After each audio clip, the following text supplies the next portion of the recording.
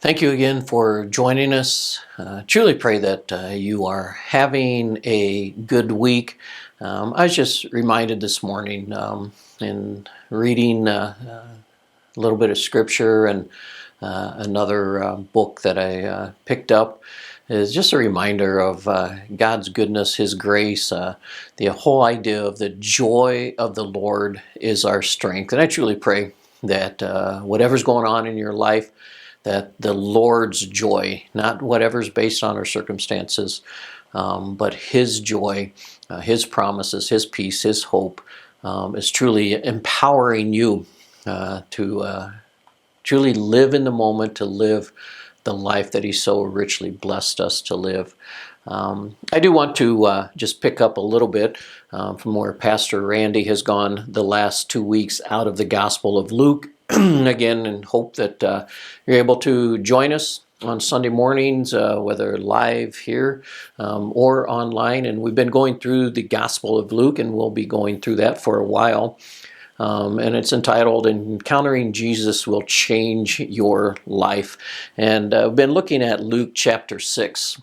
And Randy had said 2 weeks ago, actually, that scripture there is kind of a reminder of the Beatitudes.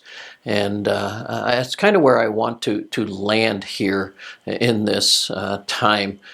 In Luke 6:31, the scripture is what is referred to as the golden rule, and do to others as you would like them to do to you. And if you think about that, and in our culture today and what's going on, if that was truly our attitude, to think through how we treat others, how we talk about others, is it what we would want others to do and say about us?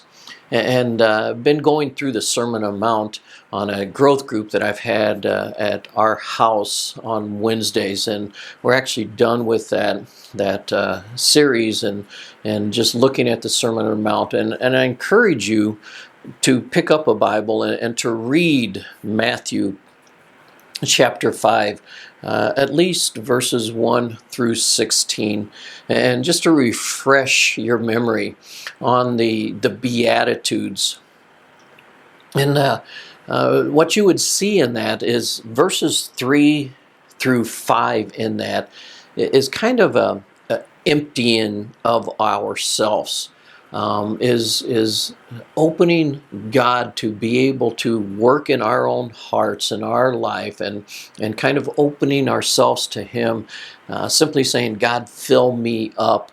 And then verse 6 says, God blesses those who hunger and thirst for justice, for they will be satisfied. And the idea with that is after emptying ourselves, then we become hungry, then we become thirsty for who He is and what He has for us.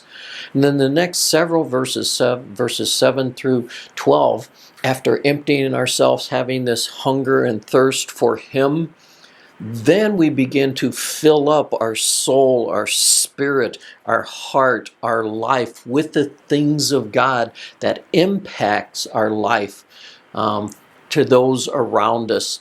And then it ends with verses, scripture there, verses 13 to 16, then goes into, after emptying yourself, after having this hunger and thirst, after being filled up, then you become the salt and the light of the world around us. And that is a process that we need to continually be going, if not every morning, of just emptying ourselves before the Lord, having a hunger and thirst for Him, for His Word, for His grace and mercy, and then allowing Him to fill us up with the fruit of the Spirit. And the whole idea of that, and what we've looked at in Luke chapter 6, and actually we'll continue to look at this week, is that there is, or at least there should be, something different about a Christ follower. And how could it not be if Jesus Christ lives in us? The King of Kings, the Lord of Lords, God full of grace and mercy. How could we not live different? How could we not treat others different? How could we not do to others as we would want done to us?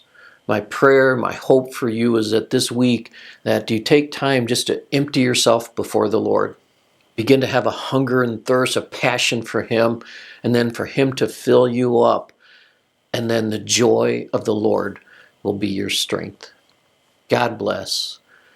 Please let us know if we can pray for you with whatever's going on in your life. Thanks for joining us.